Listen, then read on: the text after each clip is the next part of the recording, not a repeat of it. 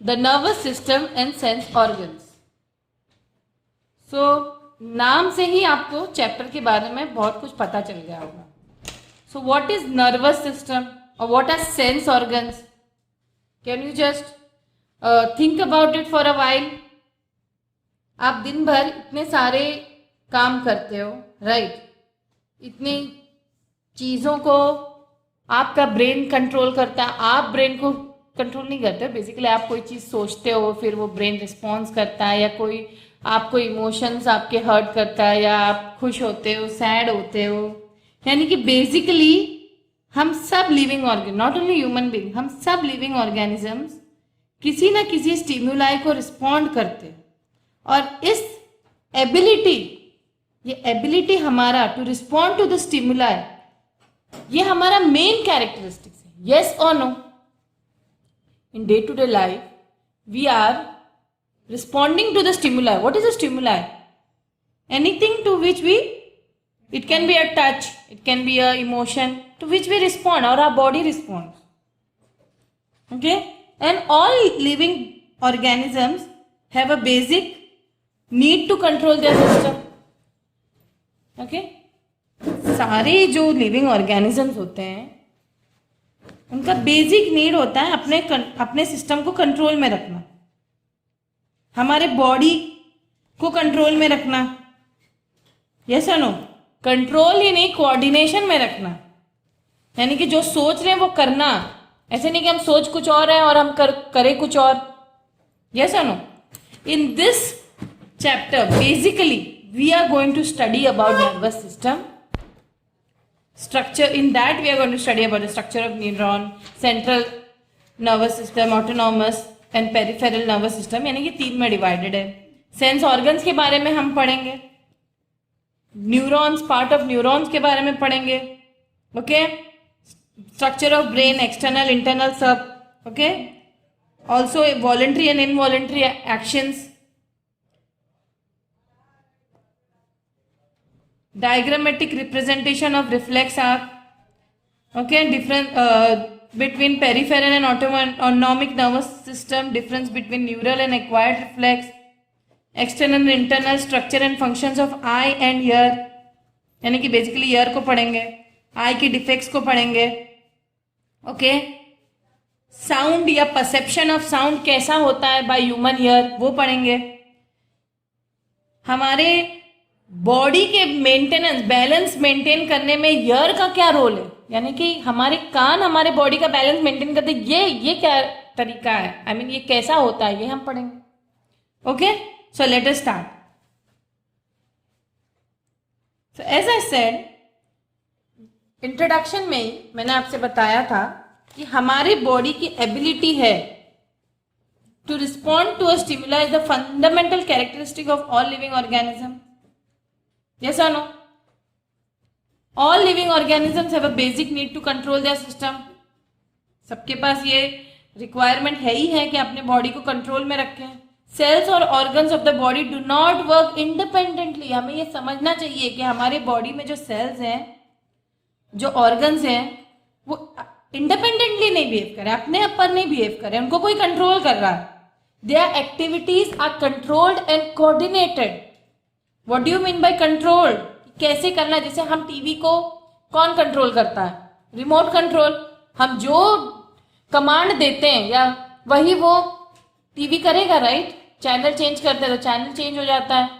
यानी कि टीवी जरूर डिस्प्ले में आ रहा है लेकिन कंट्रोल कौन कर रहा है? रिमोट। उसी तरह अगर आप कंप्यूटर देखो, जब तक हम कमांड नहीं देंगे वो उस तरीके से बिहेव नहीं करेगा या वो कमांड को फॉलो नहीं करेगा। या फिर ये सोचिए कि हमारे बॉडी में भी यही तरीका अपना रहे, बॉडी को भी कमांड दिया जा रहा है। इस वजह से हमारे बॉडी के अंदर जो एक्टिविटीज हैं वो कोऑर्डिनेट और कंट्रोल हो रहे हैं। यस और no? Therefore they work together, carrying out various functions, okay, needed at certain times and at certain rates according to the need of the body.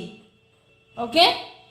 क्योंकि बॉडी की नीड हर दिन भर में, हमारी बॉडी की नीड आप लोग सोचिए, सुबह हम थोड़ा सा लेस एक्टिव रहते हैं, जैसे उठ जाते हैं फिर थोड़ा नहा वहा लिया तो थोड़े से ज़्यादा एक्टिव होते हैं, we tend to do more work, by the time evening आती है फिर से हम लोग लेजी होने लगते हैं। तो हमारी जो बॉडी का जो एक्टिविटीज है ये क्यों हो रहा है, कैसे हो रहा है, इस चीज को हम समझेंगे।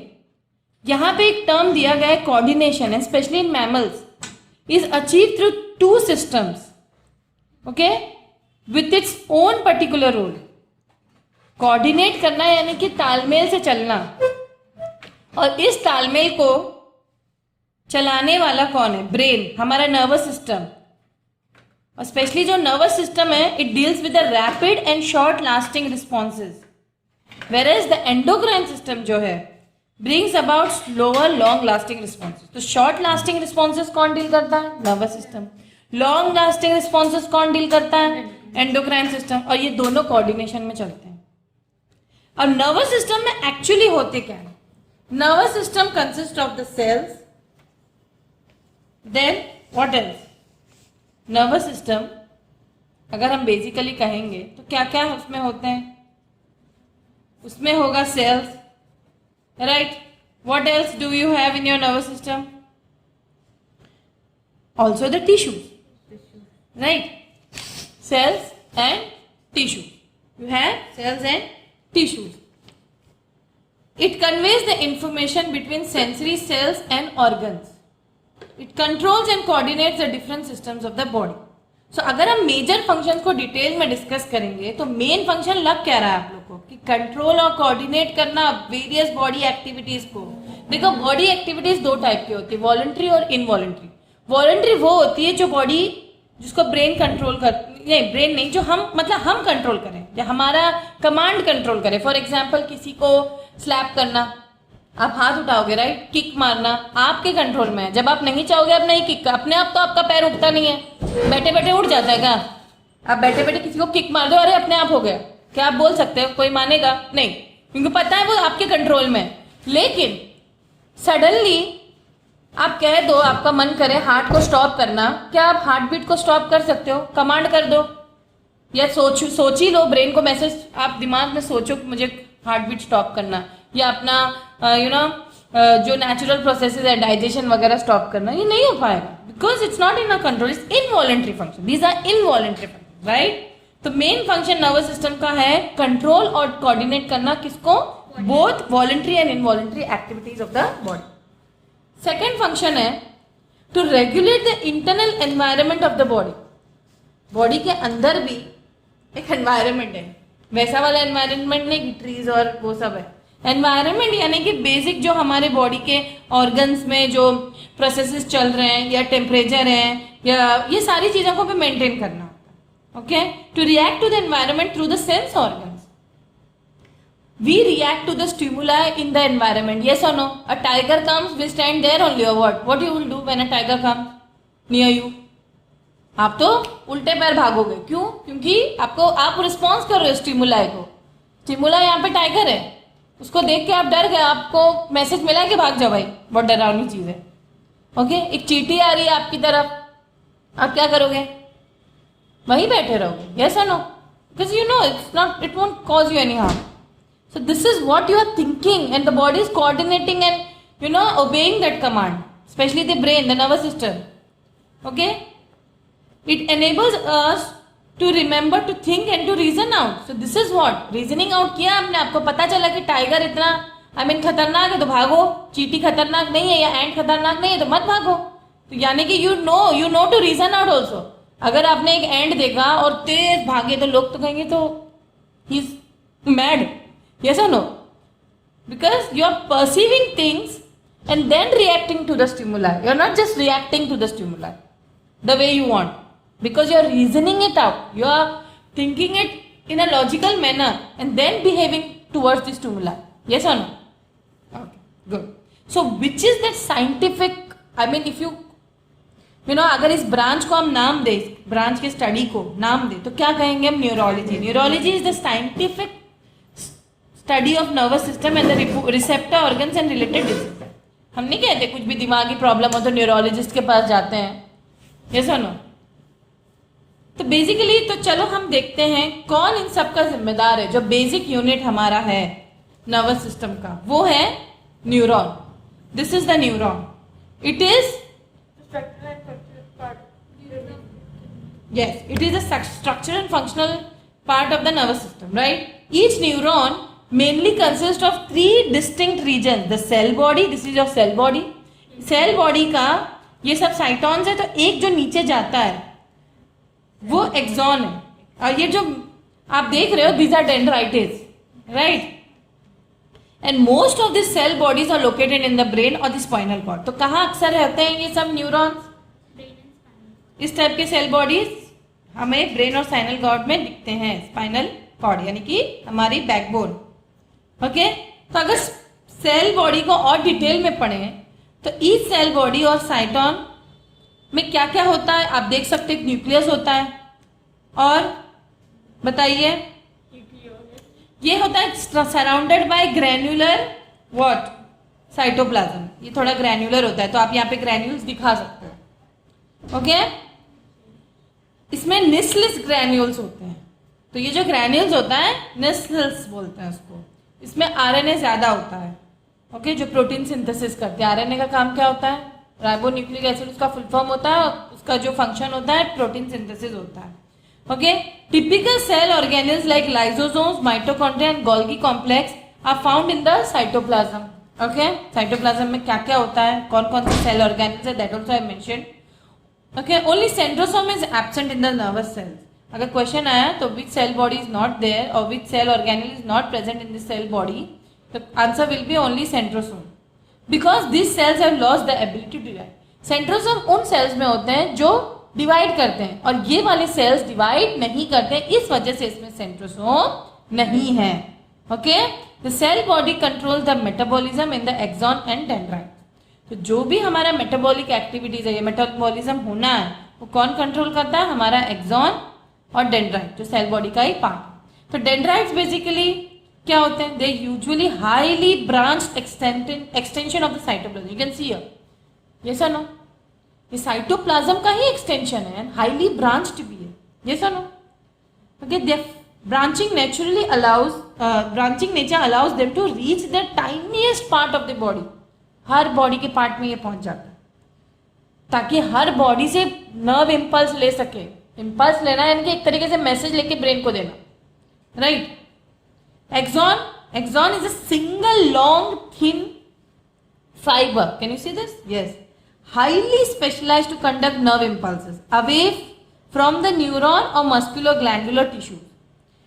Okay, Axons vary in length from a few millimeters in the brain to a meter or more between the spinal cord. तो ये axon की लेंथ वेरी करती है, डिपेंड है वो स्पाइनल कॉर्ड में है कि ब्रेन में है.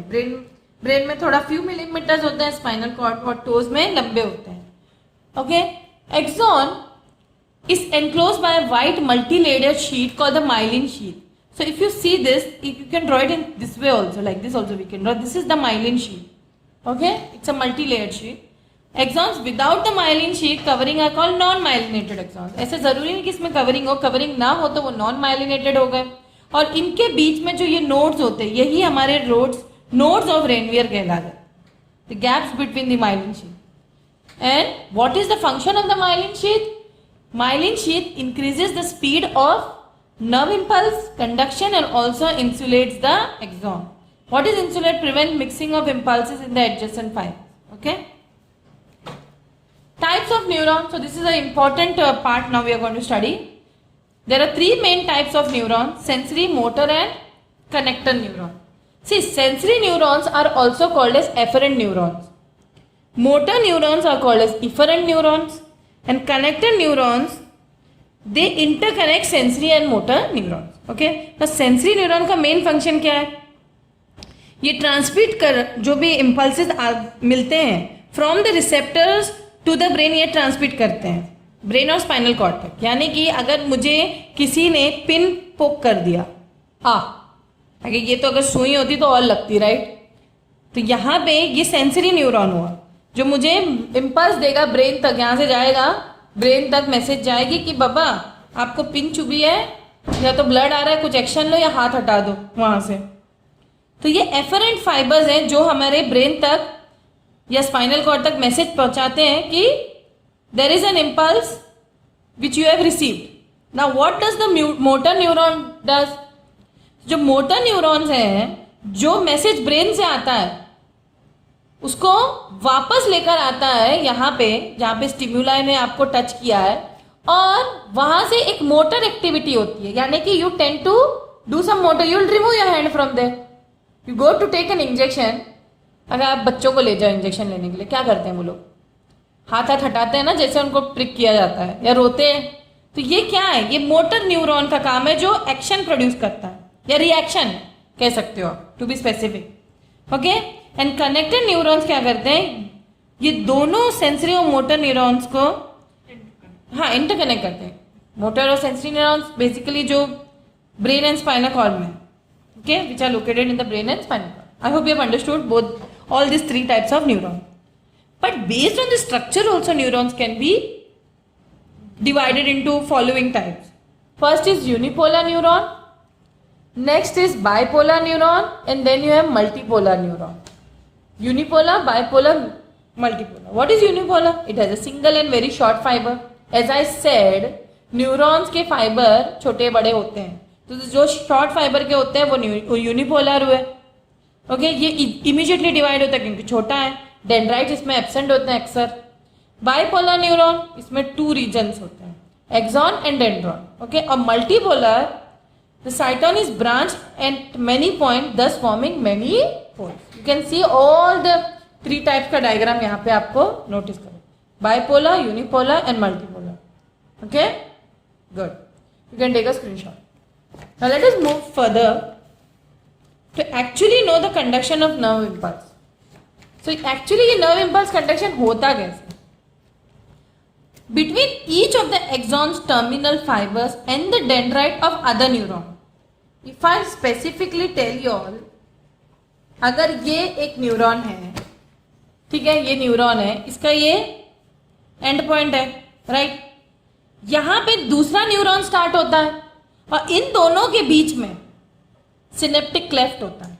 ये कैसे होता है कि एक न्यूरॉन से क्योंकि अगर हमें पूरा ऊपर तक पहुंचना है तो एक न्यूरॉन से दूसरे न्यूरॉन तक इंपल्स कैरी होते हुए जाना चाहिए ना, कैसा नो. तो ये होता कैसे? लेट अस, ये डायग्राम पे कंसंट्रेट करिए आप लोग. तो between, as I showed you all the picture now, between each of the axon terminal fibres and the dendrite of another neuron, between, you can see, between each of the axon का, जो अगर ये axon है समझो, और ये भी axon है, और ये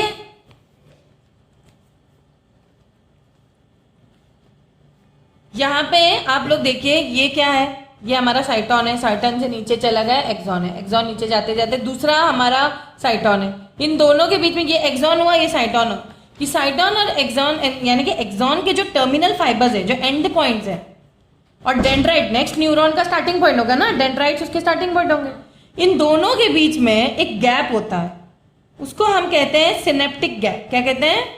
सिनेप्टिक गैप. और होता क्या है? एक electrical impulse travelling down the axon, जो इंपल्स मिला है एक एक्सॉन तक, जब एंड तक जाता है, वो रिलीज करता है molecules of the neurotransmitter in this gap. इस गैप में क्या करते हैं ये अपने मॉलिक्यूल्स ऑफ द न्यूरोट्रांसमीटर इस गैप में रिलीज करते हैं. Very good. और normally the outer surface of the neuron carries positive charge. जो भी न्यूरॉन होते हैं उसके आउटर सरफेस में पॉजिटिव चार्ज होती है. ये देखो, अगर ये एक न्यूरॉन है कंसिडर, इसके आउटर सरफेस में पॉजिटिव चार्ज है, तो उसके अंदरूनी तरफ क्या होगा? नेगेटिव चार्ज होगा. ओके.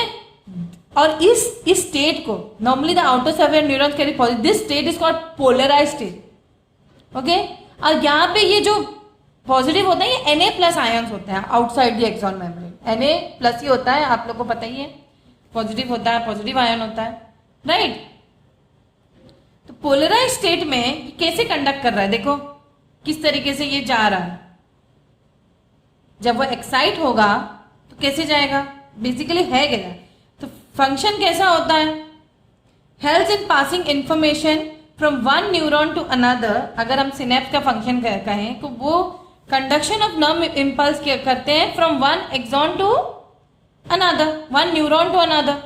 तो जैसे हम समझो इसको एक्साइट कर दे, इसी ये पोलराइज स्टेट है, प्लस ऊपर माइनस नीचे, ठीक है. तो ऑन बीइंग स्टिमुलेटेड, मैंने इसको स्टिमुलेट कर दिया या मैंने कोई स्टिमुला इसके सामने लिया है, हमने किसी स्टिमुला यानी कि कुछ मुझे चीटी काटी तो अचानक में स्टिमुलेट हो गई, तो जो axon membrane at that spot become more permeable to Na+ को ज्यादा परमिएबल करता है और विच मूव्स इनवर्ड्स। ये जो दो समझिए ये पार्ट एक्साइट हो गया, एक्साइटेड रीजन है, तो यहाँ पे जो Na+ था बाहर वो अंदर को आ रहा है। याद रखना, they become permeable once you get a stimuli. जो पोलराइज स्टेट था पोलराइज नहीं रहेगा कि प्लस बाहर और माइनस बाहर, जो प्लस बाहर था वो अंदर को आएगा, ऑब्वियसली जो अंदर वाला नेगेटिव वो बाहर जाएगा। Hence the interior of the neuron becomes positively charged while outer surface becomes negatively charged. You have to remember this. And this causes what? पहले polarized state था, अब क्या होगा? Depolarization. Yes or no? And this depolarization state is actually your excited state. Okay? And this point of depolarization becomes a stimulus for the next neighboring area. क्योंकि अगर आपने यहाँ का एरिया डिस्टर्ब कर दिया excited, तो दूसरा भी अपने आप डिस्टर्ब हो जाएगा। ओके क्योंकि प्लस माइनस तो धीरे धीरे वो भी कन्वर्ट होना शुरू करेगा, which in turn become depolarise. और जब ये डिपोलराइज हो जाता है, see when this becomes depolarise then पहले वाला फिर से पोलराइज हो गया। Okay, the previous area becomes repolarise due to active transport of sodium ions again to the outside. ये एक्टिव होता रहता है, ऐसे नहीं कि स्टॉप होता है। Okay, so this is how the conduction of a nerve impulse in a nerve fiber takes place due to polarization and depolarization. Good. Now, what is synapse? I told you it's a junctional region between two neurons. And what happens when at this junction, when information from one neuron is transmitted to another. Okay, और handed over to another neuron. क्योंकि एक लंबा सा ये neuron होता है ना, तो एक न्यूरॉन से दूसरा न्यूरॉन तो पहुंचना ही है, तो but there is no protoplasmic connection between the two neuron, कोई प्रोटोप्लाज्म नहीं है। The synapse actually comprises the junction form by two membranes from each cell and the fluid space between the membrane. तो fluid इसमें इन दोनों membranes के बीच में क्या है? फ्लूइड भरी हुई है, right? Because neural messages travel in one direction, the membrane of the sending cell is called presynaptic membrane. जो मैसेज सेंड कर रहा है वो प्रीसिनेप्टिक मेम्ब्रेन होगा, और जो रिसीविंग एंड पे मैसेज है वो वाले हम सिनेप्स को कहेंगे पोस्ट सिनेप्टिक मेम्ब्रेन, और द फ्लूइड को हम क्या कहेंगे? Synaptic cleft. Very important terms, please study them. You can see all this in this diagram. ठीक है, this is your post synaptic membrane. Okay, this is the small mitochondria, these are synaptic vessels. What else you can see? You can see presynaptic membrane also, जो send कर रहा है message, post synaptic जो receive कर रहा है, ये सुनो, और ये सिनेप्टिक क्लेफ्ट है, इन दोनों के बीच में ये सिनेप्टिक क्लेफ्ट है, right? Synaptic cleft about 20 millimetre wide होता है, उसमें कैल्शियम आयंस वगैरह होते हैं। Okay, so let us move further and functions. If you अगर फंक्शंस पूछा जाए सिनेप्स का, तो मेन फंक्शन है helps in passing information from one neuron to another. Second function helps the adjacent neurons to be excited और inhibited. Depend होता है ना स्टिमुलाई के हिसाब से वो एक्साइटेड या इनहिबिटेड होता है। इनहिबिट होना है ना रुकना, एक्साइटमेंट रुकना। एम्पलीफाई द सिग्नल, डिपेंड है कैसा स्टिमुला है, सिग्नल एम्पलीफाई करना है, बहुत एक्साइट करना है या बहुत लो करना है। Ensures that nerve impulse travels in one direction only, very important.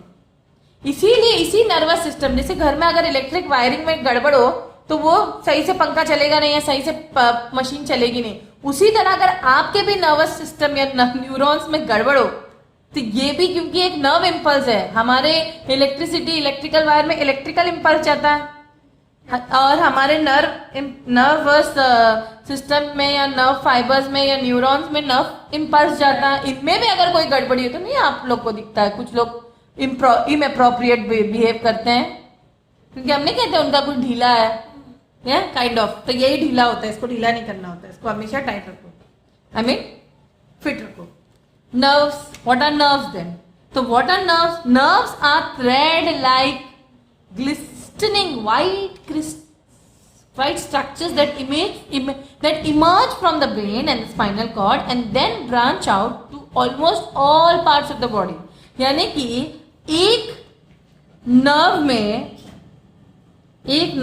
Is made up of bundle of nerve fibres, यानी कि बहुत सारे axon enclose in a tubular sheet. Okay, और नर्व्स भी 3 टाइप के होते हैं, sensory nerve, motor nerve and mix nerve. Sensory nerve क्या होगी? They contain only sensory carrying impulses, same thing, वही चीज है, from the sense organs called receptors to the brain और spinal cord. Example an optic nerve. हम कोई चीज देखते हैं तो ब्रेन जो है, ब्रेन के अंदर एक ऑप्टिक नर्व होती है जो मैसेज देती है कहाँ तक? आइस को देती है कि कुछ बाबा दिखा है, देख लो। आइस में देख के वापस से उसी ऑप्टिक नर्व के थ्रू ब्रेन को।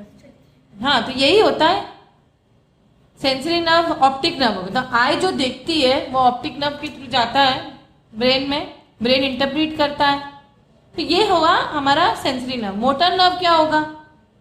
जो आई बिहेव करेगी बदले में, आई बॉल्स रोटेट करने लगेगी। समझो अगर आंख में कचरा चला गया तो आई बॉल्स को लाल हो जाएगी या कुछ भी, मतलब वो जो उसका रिएक्शन होगा वो मोटर नर्व प्रोवाइड करेगा। तो they contain only motor fibres. और मिक्स नर्व में they contain both sensory and motor fibre. Example spinal nerve.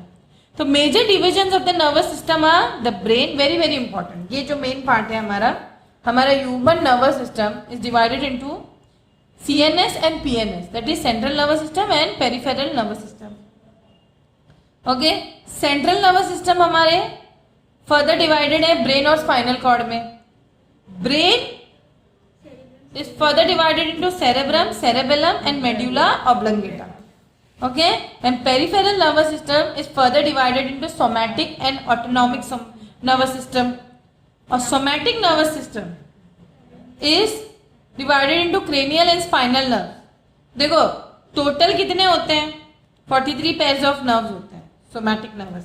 उसमें से 12 पेयर्स क्रेनियल नर्व्स के होते हैं, 31 पेयर स्पाइनल नर्व। ये आप लोग को पता होना चाहिए। और ऑटोनॉमिक नर्वस सिस्टम ये डिवाइडेड होता है सिंपैथेटिक और पैरासिम्पैथेटिक नर्वस सिस्टम। तो अगर हम इसको एक एक को फोकस करके पढ़ें, सबके फंक्शंस को फोकस करके पढ़ें, तो tell me about brain. Let us see the diagram of the brain first. Or the central nervous system. Yes, students. Okay, this is your brain and the spinal cord together comprise of the central nervous system. Okay, and the central nervous system actually comprise of the sensory and the motor nerve. पहले इस चीज को mind में clear करिए। Very good. ना brain को अगर हम फोकस करें तो ब्रेन दिखने में ऐसा होता है। अपने तो ह्यूमन ब्रेन तो शायद देखा होगा, बट जानवर का ब्रेन तो देखा ही होगा। बहुत से लोग जो नॉन वेजिटेरियन से खाते भी हैं ब्रेन, तो ऐसे ही दिखता है, एनिमल ब्रेन भी काइंड ऑफ। लेकिन अगर ह्यूमन ब्रेन पे फोकस करो तो वो ऐसे दिखता है। Okay, it comprises of the fore brain, mid brain and hind brain. ये फोर ब्रेन जो फ्रंटल पार्ट होता है। फोर ब्रेन हमारा ये जो सामने वाला पार्ट होता है, विच comprises of the cerebrum and diencephalon भी बोलते हैं। Mid brain comprises of the optic lobes and cerebral pentacles, ये सब जो सेरेब्रल पेंडिकल्स हैं। और हाइंड ब्रेन जो होता है, it comprise of the cerebellum, medulla and pons. ये स्ट्रक्चर मार्क्ड भी है, आप लोग अच्छे से देख लीजिए। और ये पूरे brain is protected by cranial bones and meninges. याद रखना, पूछा जाएगा। Okay, meninges which are continuous with spinal cord consist of 3 layers, outermost dura mater, outermost matter को dura mater बोलते हैं, middle को arachnoid and innermost pia mater। ठीक है, और the space between the inner 2 layers is filled with cerebrous, very very important students। जो cerebrospinal fluid होता है, इसका फंक्शन एग्जाम में आते हैं। क्यों? क्योंकि जो भी हमारे बॉडी में जो अगर शॉक वॉक लग जाए तो ब्रेन को ये शॉक से प्रिवेंट करता है। जर्क्स या जोर, अगर सर पे चोट लग गई डायरेक्ट हमारा ब्रेन नहीं डैमेज होता है अनटिल एंड अनलेस वो जो एक्सीडेंट बहुत मेजर क्यों ना, छोटे मोटे एक्सीडेंट्स होते रहते हैं, हम लोग गिर जाते हैं कि हमारा ब्रेन खराब हो जाता है। नहीं, क्यों? क्योंकि उसमें सेरेब्रोस्पाइनल, एक तो स्कल है ही जो प्रोटेक्ट करे, उसके अलावा ब्रेन के अंदर जो स्पेस है 2 लेयर्स के बीच में, उसमें सेरेब्रोस्पाइनल फ्लूइड है जो ब्रेन को किससे प्रिवेंट करता है? इंजरी से। और it serves as shock absorbing medium, jolts, jerks, इनसे प्रिवेंट करता है। ना कि वो सिर्फ हमें सेरेब्रोस्पाइनल फ्लूइड हमें शॉक एब्जॉर्बिंग मीडियम प्रोवाइड करता है, but also supplies the neurons in the brain with respiratory gases and nutrients and remove wastage. यानी कि ब्रेन को भी, ब्रेन के अंदर भी रेस्पिरेटरी गैसेस ऑब्वियसली चाहिए, ऑक्सीजन चाहिए ब्रेन तक भी ना, और वहां के भी वेस्टेज निकालने होते, कार्बन डाइऑक्साइड अगर है, वहां भी सेल्स है ना, क्योंकि the cells of the anterior and posterior choroid plexus in the roof of the brain secrete this fluid. Okay, जो रूफ ऑफ द ब्रेन में ये फ्लूइड सिक्रीट होते हैं, और ब्रेन अप्रोक्सीमेटली 1400 ग्राम का होता है। ओके, एंड डिविजन तो मैंने आपको बताया ही है। Brain comprises little more than 2% of the body's weight, अगर आप लोग नोट करो, और 20% of the whole body's energy. यानी कि जो भी खाना पीना होता है, ज्यादा से ज्यादा एनर्जी कौन ले लेता है? ब्रेन। भले 2% है, मतलब छोटा पैकेज बड़ा धमाका है ब्रेन।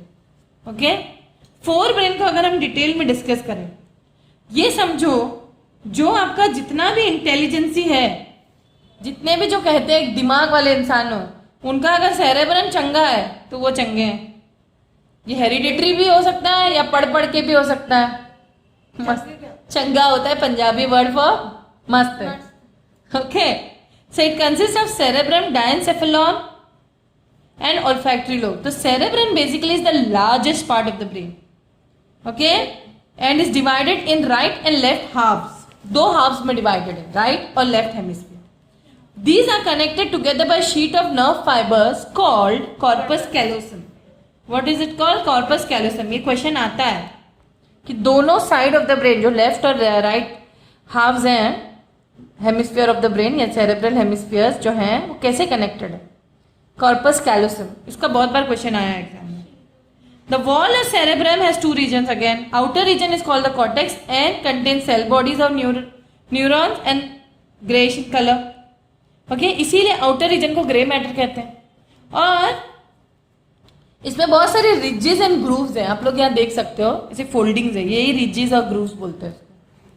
ओके, और ये जो रिजेस, ये जो हाईली कॉन्वुलेटेड ये जो रिजेस हैं, इनका भी कोई काम होगा? ऐसे ही नहीं अल्लाह ताला ने या साइंटिफिकली ये बनी है। क्यों बना है? कोई वजह होगी, क्योंकि दिस कॉन्वल्शंस या convolutions increase the surface area and total grey matter. The number of convolutions are believed to be associated with the degree of intelligence. यानी कि अगर किसी का ब्रेन आपको मिला हाथ में, ज्यादा कॉन्वल्यूशंस है उसमें, यानी कि वो बंदा बहुत इंटेलिजेंट। ओके, तो ये हेरिडिटी भी इसलिए नहीं कहते हम, दिमाग हेरिडिटी भी होती है। तो बच्चों को बचपन से कुछ लोग नहीं, कितना भी पढ़ ले नहीं समझ में आता है। Inner region of cerebrum has white matter. तो मैंने क्या कहा? आउटर रीजन ग्रे मैटर है और इनर रीजन क्या है? व्हाइट मैटर, और उसमें एक्सॉन्स ऑफ द न्यूरॉन्स बहुत है।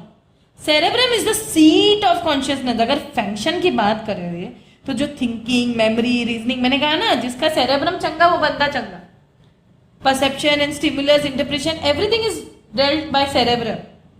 It has both sensory and motor centres. Okay, देखो सेंसरी सेंटर अलग अलग होता है, आईज के लिए, साइट के लिए, रीडिंग के लिए, हियरिंग के लिए, सब अपना अलग अलग सेंटर होता है वहां पे।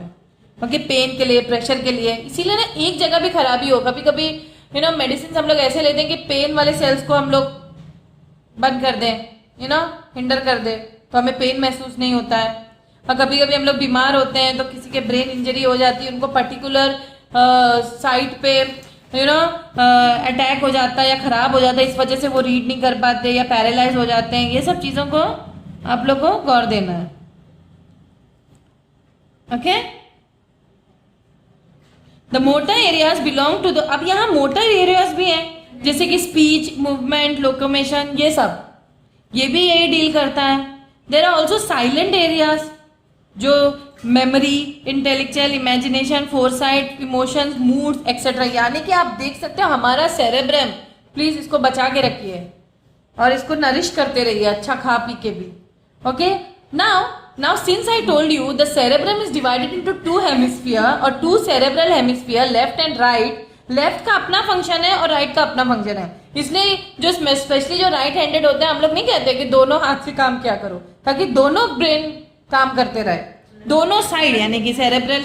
तो मोस्टली जो लेफ्ट साइड होता है of the brain controls right handedness. जो भी सीधे हाथ से लिखते हैं वो left side of the brain control करता है, और जो उल्टे हाथ से लिखते हैं उनका ब्रेन का राइट पार्ट या राइट हेमिस्फीयर कंट्रोल करता है।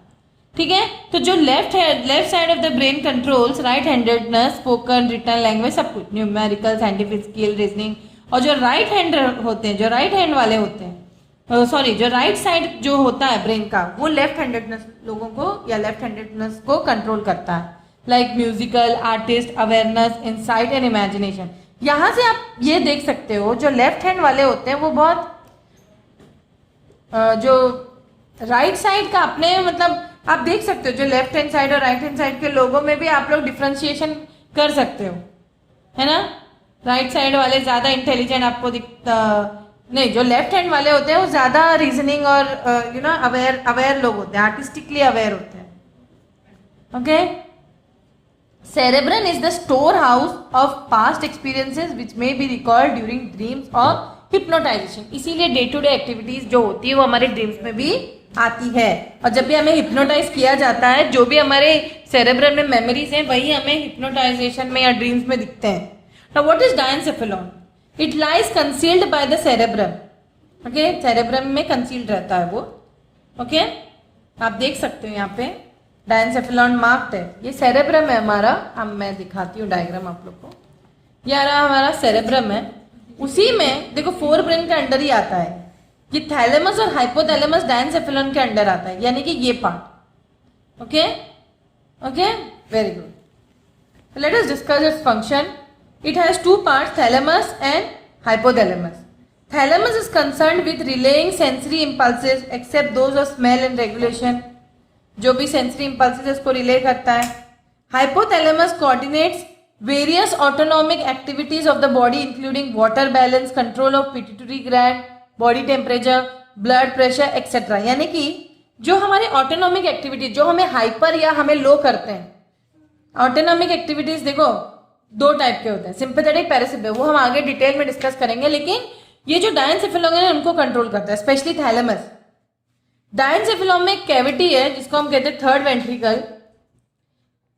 Okay, the roof of the diencephalon, जो उसके ऊपर का layer, roof possess an anterior choroid plexus for the formation of cerebrospinal fluid, यानी कि यहीं से हमारा cerebrospinal fluid का बनना शुरू होता है। और जो interior surface of diencephalon bears optic chiasma and pituitary gland. तो ये सब टर्म्स आप लोगों को पता होना चाहिए, ये याद कर लो।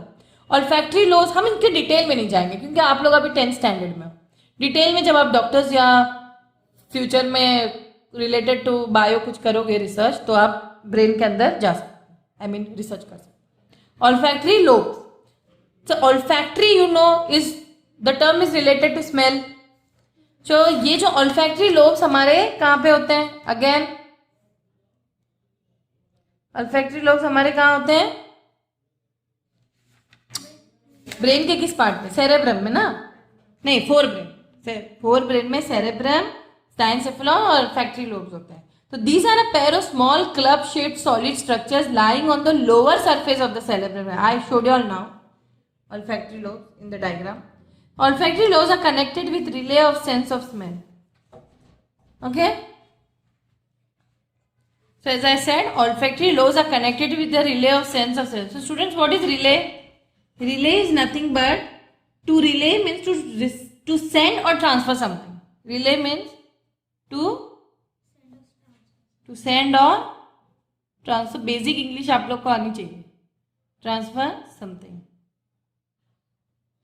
Okay, so again and again if I use this term you should understand. Midbrain, the midbrain connects the forebrain to hindbrain and controls muscle toning, modifies some motor activities and also has reflexes for sight and hearing. ठीक है, इनके लिए इसके reflexes हैं कि इसमें basically optic lobes और cerebral peduncles होते हैं। तो अगर हम कहें कि mid brain is divided into, it consist of optic lobes and cerebral peduncles. So what are optic lobes? A pair of optic lobes is located on the dorsal side of the mid brain. What? So what do you mean by dorsal?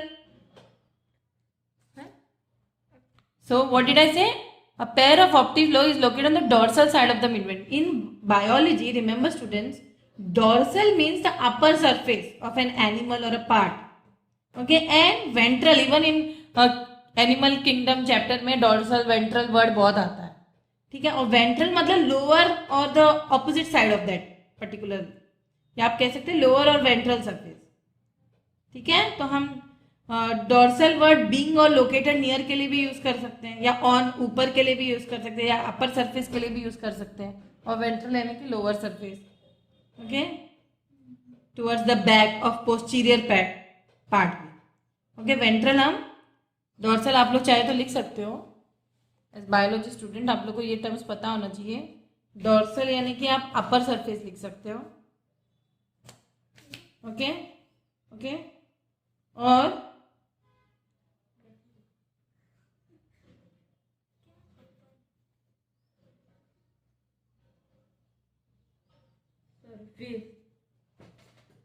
Ventral उसका opposite हो।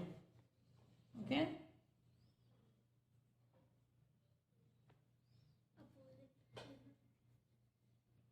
सो आई hope you have understood this part कि dorsal को हम upper surface या back भी कह सकते हैं, और वेंट्रल को हम लोअर सरफेस या फ्रंट भी कह सकते हैं। ओके, और you can call it as anterior also and posterior. So these are certain biological terms which you need to know and understand in biology. Whenever I use this term dorsal, means you should understand that I'm talking about something which is posterior or at the back, and if I'm talking about the ventral, something which is anterior or lower or in front. Ventral यानी कि front में या anterior में या lower, any term, any of this can be its meaning. Okay, I hope you have understood. Cerebral ventricles are paired structures present on the ventral side of the midbrain, यानी कि front, yes or no, या anterior you can say, of human midbrain. This part relays, again this relays means transference of sense, okay, motor impulses from cerebral cortex to the pons. So where is cerebral cortex? Brain का आप diagram देखिए, जैसे जैसे पढ़े इसके बाद आप एक वीडियो जरूर देखिएगा, यूट्यूब से आप देख सकते हो। ठीक है, इससे आप डिजिटलाइज्ड आपको वीडियो मिल जाएगा, you can see the parts clearly. This part relays motor impulses from cerebral cord to the pons and spinal cord as well as relays sensory impulses from the spinal cord to the thalamus. This is its function. इससे इतना question नहीं आता है, basically overall question पूछा जाएगा, specially cerebrum से। Okay, then you have cerebellum से एक इंपॉर्टेंट क्वेश्चन आता है कि it controls the body balance, right. ये वाला क्वेश्चन बहुत आता है कि कैसे, because it is a well developed and lies between cerebrum and above the medulla. If you want picturization I can show you, but digital video you have to watch. So this is your cerebellum, right? This is your cerebellum and it lies below the cerebrum. Yes or no? It lies below the cerebrum. ये कुछ ऐसे पत्ते जैसे shape में दिख रहा है ना, ये मेड्यूला के ऊपर है लेकिन सेरेब्रम के नीचे है सेरेबेलम। और middle vermis it consist of 3 parts, एक मिडल वर्मिस है, ओके, और 2 lateral hemispheres.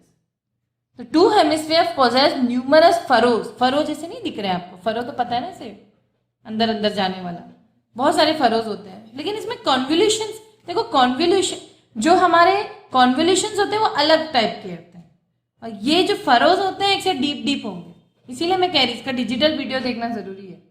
I will try to upload it, okay. Pons varolii is a bridge of nerve fibres connecting the 2 lobe. तो ये दोनों लोब जो हमारे cerebellum में है उसको कौन कनेक्ट करता है? Pons varolii, okay. It is a bridge kind of, is a bridge of nerve fibres connecting the 2 lobes of the cerebellum. Transmission of impulses across the bridge ensures a coordination of muscular movements on both sides of the body. यानी कि direct जो हमारा muscular movement है वो कौन control करता है? हमारा सेरेबेलम। यानी कि हमारे बॉडी का बैलेंस वगैरह भी कौन कंट्रोल करेगा? Cerebellum, okay. और जब भी कोई अल्कोहल वगैरह पीता है तो क्या होता है, उसको कहे एक स्ट्रेट लाइन में एक लाइन खींच के दे दीजिए और कह दो कि स्ट्रेट लाइन में चल के दो, क्या वो चल पाएगा? नहीं। Why? Because alcohol affects coordination of head, eyes and limbs. A drunkard driver also cannot, in that case, straight चला सकता है। तो ये cerebellum उसका affect हो जाता है, okay? Because it is mainly responsible to maintain posture, equilibrium and muscular toning. तो इसको affect कर दिया मतलब इसको हिला डाला तो बॉडी हिला डाला, झिंगा डाला होगा वो, इसीलिए अल्कोहल नहीं पीना चाहिए, सेरेबेलम को अफेक्ट होता है, बॉडी के कोऑर्डिनेशन कंट्रोल पे अफेक्ट होता है, ओके। इसलिए ड्रंक एंड ड्राइविंग भी नहीं करनी चाहिए, ओके। बिकॉज रीजन क्या है, क्योंकि उस टाइम पे cerebellum can not coordinate muscular movement, reason ये है। अगर एग्जाम में आया तो प्लीज ये क्वेश्चन का आंसर लिख देना। Pons, pons PONS, it transmits impulses from one side of सेरेब, जैसे मैंने कहा सेरेबेलम के दो पार्ट हैं, तो वन साइड ऑफ सेरेबेलम को दूसरे साइड में कौन ट्रांसमिट करता है, pons, okay. Together with medulla it controls breathing, अब पोन्स और मेड्यूला मिलके क्या करते हैं, ब्रीथिंग को कंट्रोल करते हैं। तो मेड्यूला ऑब्लोंगेटा, ओके, प्रोनाउंसिएशन अच्छे से करिए, it is the lowest part of the brain, you can C medulla oblongata, I show you the diagram. See, this is your medulla oblongata. This is your pons. Okay. This is your cerebellum. Okay. And what does medulla oblongata do? Does it is the lowest part of the brain located at the base of the skull. It is located at the base of the skull. You can see it now. It is conical in outline and continues below with the spinal cord. It has white matter on the outer side and grey matter. देखो सबका outer matter और inner matter का colour जरूर याद रखिए, white और grey होता है अक्सर। The roof of the medulla oblongata contains a choroid plexus where cerebrospinal fluid is formed. वहां पे भी cerebrospinal fluid form होता है। Posterior medulla controls the activities of the internal organs. जो posterior medulla है, posterior यानी कि अगर मैं दूसरा वर्ड यूज करूं posterior को back या फिर dorsal, तो ये आप लोग को वर्ड्स याद रखना चाहिए। It has reflex centers such as cardiac center, respiratory center and vasomotor center. यानी कि जितने सेंटर्स हैं ये सब के रिफ्लेक्स सेंटर्स मेडुला के। It also has reflex centres for swallowing, coughing, sneezing and vomiting. जो भी हमारा कफिंग, स्नीजिंग है ये सब हमें कौन कंट्रोल करता है, medulla oblongata, okay. Now you can take a screenshot of this part of the text book because here you have been given functions of various parts of the brain. Whatever we have discussed, it is there in this table, okay.